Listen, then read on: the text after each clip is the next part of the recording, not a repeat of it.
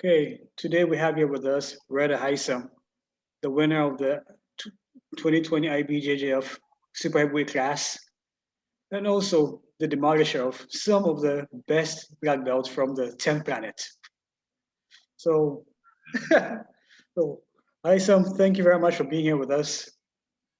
Hey, what's up, guys? Thank you. Thanks for having me, and I'm always happy to be back. And representing the motherland, having me here. It's like a dream come true. So I'm happy to be here. Thank you very much. We appreciate you and what you do. And thank you for putting us on the map, making Ghana look good. Yes, sir. Yeah, so once again, congratulations on winning the 2020 IBJJF Nationals held in the US.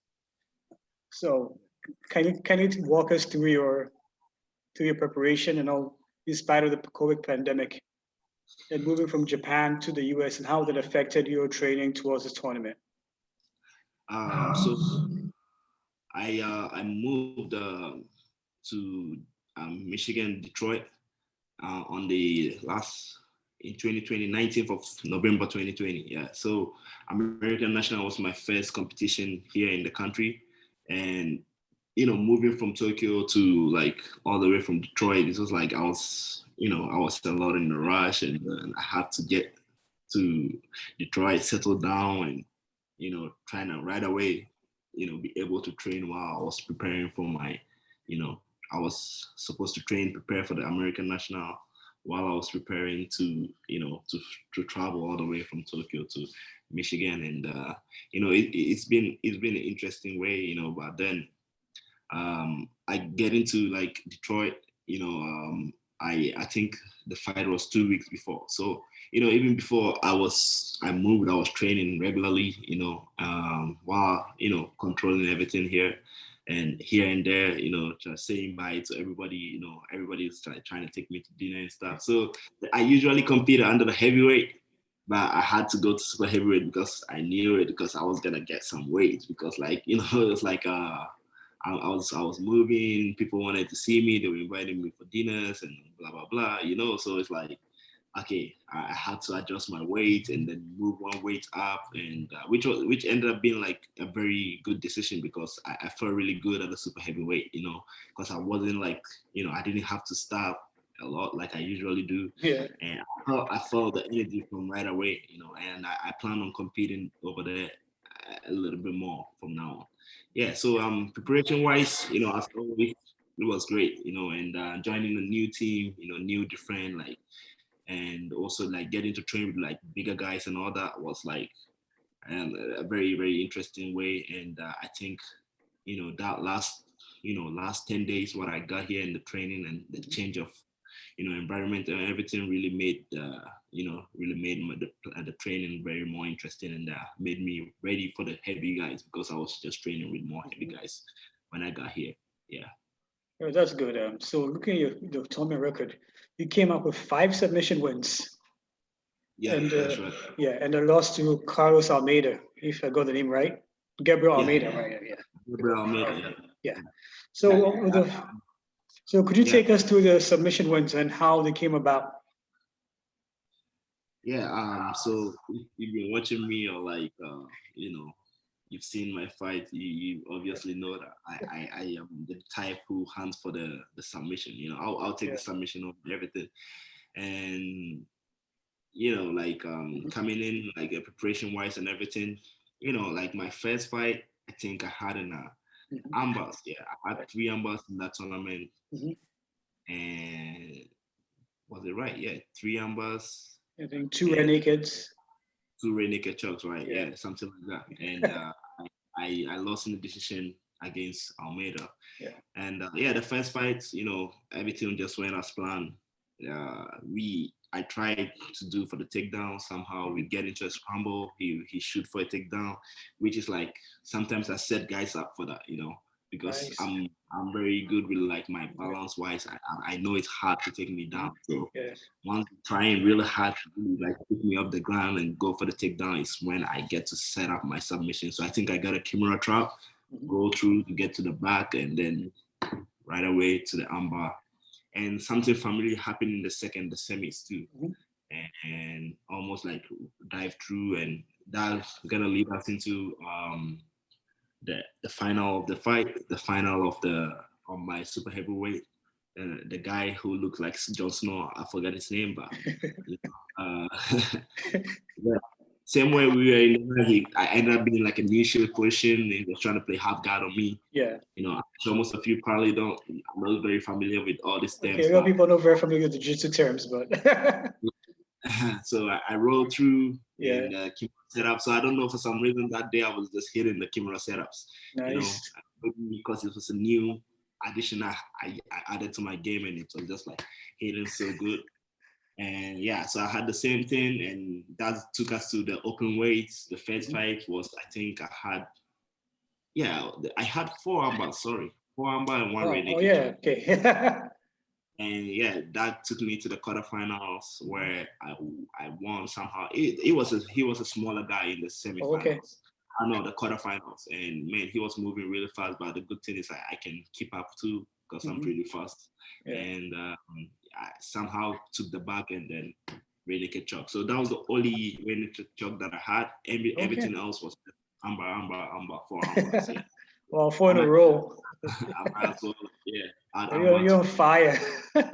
Yeah, hey, that day was like everything was hitting. You know, it's just like a good day. Yeah. And I say every athlete, you know, every fighter, that's like what you wish for. You know, it's like yeah, days like that when everything. I mean, I know like preparation and everything makes you ready for that, but then there are good days like that where everything is just like you getting everything right. And also, it's the opposite way where there are bad days, and that's like everybody's nightmare. That's like my nightmare. Yeah, that's true. It's not about how good my opponent is, or sometimes it's just like that's my one thing I'm more scared of. Is like a bad day when like everything you do is just not clicking.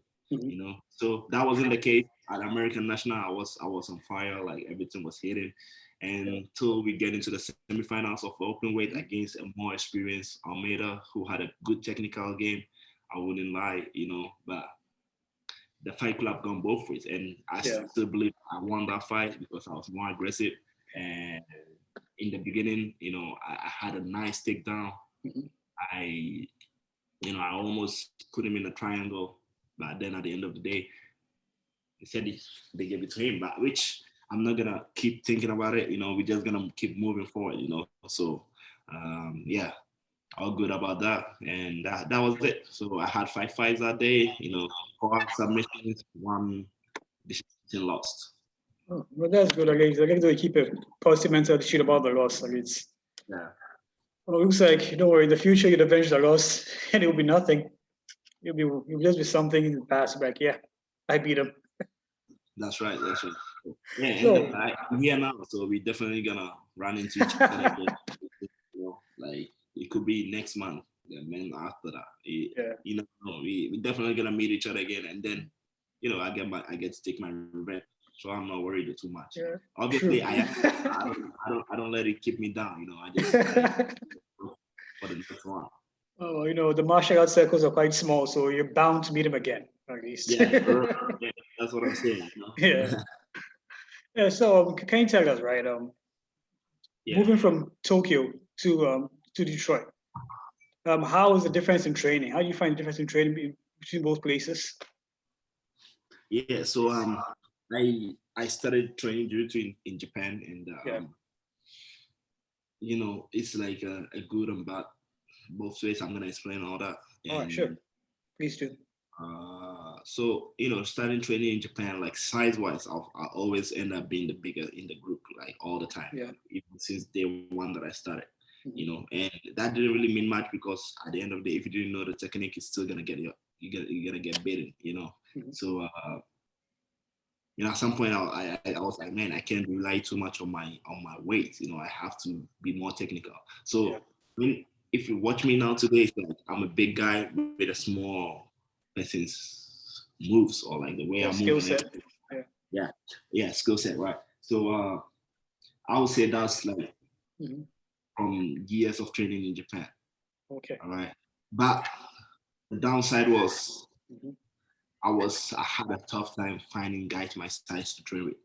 Okay. You know, even though like technically like small guys were better, but like when it comes to physical training, you know, or physically people who really match me in my my physical strength and all that. It Mhm. was very rare to find in Tokyo, so, or Japan, I'll say. So Mhm. I think the one of the biggest difference, or if not the most, is the size different and the Oh, strength okay. difference.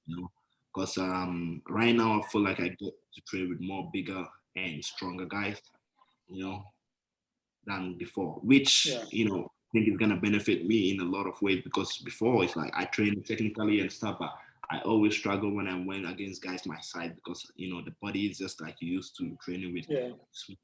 But now that's really changing, and I'm feeling comfortable being around guys almost my height or like Mhm. my strength level. So, with that, I'm looking forward to that. And then, I've been here training a little over a month now. So yeah, I can feel the difference of like physical training. I can feel the difference of like training and all that stuff, and which, my confidence level is getting higher. So yeah, I'm really excited, and I think it's only shaping me up for the best. And like I'm in the best shape I can be, and yeah. So if I'll say what was one of the biggest difference, Mhm. I'll say it's like, yeah, the size, strength wise, and the Mhm. size and the height wise. Yeah. So that's one of the biggest difference, I'll say, yeah. Okay. So, looking at, do you think it's a good career move moving to the US? Oh yeah, yeah, for real, it is, and it is because America is like, or the US is like the mecca of jiu-jitsu right now. All the big competitions, all this like big super fights, all like the ADCCs are gonna be here now. Mhm. So, it's always, for my career wise, it's a good thing to be here, and it's gonna keep me active, because I'm in Detroit. I can like travel any direction and then compete anytime. And I'm very close to all the action, which I think is very good. And but it's not very easy, because I spend most of my time of my adult life, I'll say, in Japan. So Yeah. that's like what I know, what I'm used to. Yeah. Like I left Ghana when I was 15. So Oh. I didn't really. I right after like high school, you remember, like, Mhm. so the really, like BC, Yeah. BAC. Yeah. That's like Yeah, JSS pretty much. yes. Like I did that. I took that exams, and you Yeah. know how you're gonna wait for like 6 months until you get your Yes. results. Yeah. So yeah, while waiting, my grandma wasn't like very consistent, like taking care of us. And also, like my mom was worried about Yeah. who's gonna take care of us on that. So while I was waiting for that results, I had nothing going on. Yeah. So that was when the plan came true for like, okay, my dad was like, okay, why don't you come for the holidays while you're waiting for that? So that's how it all started. So the Okay. plan wasn't to stay this long. The Yeah. plan was to come for the holidays with my brother, Yeah. and after we back, when I get my results, I go back to Ghana and go back to high school again. But Mhm. you know, long story short, we got here and plans changed, Yeah. and yeah, then I got stuck there for 12 years.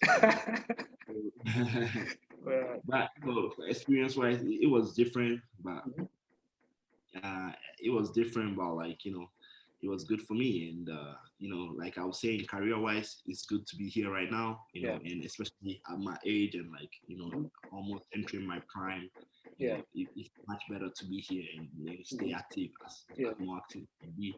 But yeah, I miss home. I miss like the family back home, and it's not very easy. It's like Yeah. mixed emotions, because I know this is Mhm. good for me. It's very Yeah. important. So I'm sad at the same time leaving the family. Also, Mhm. yeah, but it is what it is, and so far I'm enjoying the process. So I guess that's the best of all. Oh, that's good, man. We're happy you are. Come on, man. We know it'll work out for good in the future. So we're happy you're going through the process, and we're looking forward to the end result. So, Yes, sir. do you plan on visiting Ghana anytime in the future? Yeah, I mean, very soon, like for sure. I mean, obviously, with like everything going on right now, it's very hard to travel around. Yeah. I had plans to, like, the sponsorship that I have. They kind of like Mhm. help with my they invest a lot in like jiu-jitsu in Africa. Yeah. You know, like I think right now around Senegal, Mhm. Ethiopia, places like that. Yeah. And so actually last year summer, I was supposed to go to Africa to do like a charity Mhm. seminar. Like they were gonna Oh, take care of nice. all that. do a charity seminar. So that my plan was when I got there, I'm definitely gonna visit. I cannot be in Senegal and not go to Ghana, so I'm like definitely gonna, go visit and all that. But then COVID came and everything changed. So, but we still plan on doing it. It depends on the right timing. So hopefully sometime this year, or yeah, hopefully this year, and you guys are gonna see me soon. I'm gonna come through, visit some of the BJJ gyms. I've seen a Nice. couple on Yeah. seen a couple on the internet. I haven't really, yeah. Hopefully you're gonna visit, trying to share my knowledge. Yeah, it will be cool. It will be cool to be able to give back to the motherland. Yeah. Well, that'd be good. I guess your presence in Ghana will help boost the image of Brazilian Jiu-Jitsu because it's in its infancy. I guess I say I think it's about 2 years ago, 3 years ago when it just started up. So I think your presence here would actually boost it. Yeah, for real. For Yeah. real. Yeah. Yeah, man, I really appreciate that. Sometimes I got like messages from one here and there. Sometimes Ghanaians living in America who just started training, they message me and say, "Oh, we see you, you're doing this Yeah. and that." Yeah, I appreciate all that. And you doing this interview with me, it's really cool. It's really cool. I'm looking forward to seeing that. Like, yeah, it'll be cool. All right. Do you have any? Okay, before we leave, do you have any advice for any jiu-jitsu practitioners? Yeah. Or those who want to take up jiu-jitsu? What advice do you have for them? If you're already and you're worried about like if you're already training, to those who are already training and they're like feeling like, oh, I'm not getting good enough, or like that's some of the worries. I mean, like you're gonna believe me, we all feel the same. It's not you're gonna be like you get to a level like, oh, I feel like I'm really good now. I don't need training anymore. No. Yeah. So the best advice is you gotta show up and train. That's the only way. You gotta show up and train. I wish I could give you a DVD that was gonna be like, oh, yeah, if I watch this, my duty is gonna go all that. No, even if you watch it, if whatever you do, you still have to practice it. You have to drill and drill. And man, if you're worried about getting into jiu-jitsu, like or people who are like sitting home or thinking about getting into it and don't know how to go about it, I'll say, jiu-jitsu is definitely obviously one of the most safest like combat sports we have right now because there's no punching or kicking, so don't worry about getting pushing. But you're just gonna try, and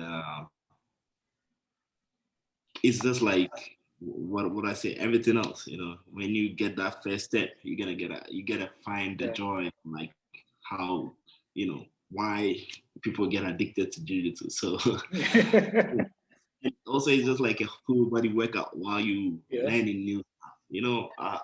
Yeah, you can go to the gym every day. I do physical training too, and to be honest, it gets boring because like you're doing the same kind of stuff every day, all the time.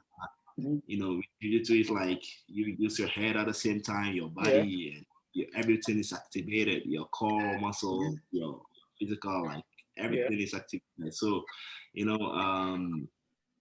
and also every day you're learning new stuff. It's like a chess game, I'll say. Your partner is looking to do something to you, you're avoiding that and attacking at the same time. All these scenarios playing in your head is I can't figure out what other sports can have that much fun while working out and your body getting in a good shape. So hey, if you're wondering or thinking of getting into it, now is the time. Let's go to the nearest gym, sign up, let's get it done. Us. Well, Haisam, thank you very much for your time. Really appreciate you. We appreciate what you do. Thank you very much, and we'll talk some other time. By the way, how can people follow you on the socials, on the social media? On my social media, I think my Instagram is booming right now. So give me a follow on Instagram, Haisam AJJ, HAISAM AJJ. On Instagram, on Facebook, I go by Rida Haisam Official. So you can follow the page over there. I post every once in a while. And also you can find me on YouTube, Rida Giraffe Haisam. So giraffe with a G, capital G, a dash, and RAFF. on YouTube, and yeah, that's it pretty much. And yeah, and so I hope to see you guys. Give it a follow, and I post almost every day, you know, my stories, and you know, trying to see how the process of my everyday life is. So yeah, hoping to see you guys there too. Yeah, thank you very much for your time, Haisam. All right, my pleasure. Bye.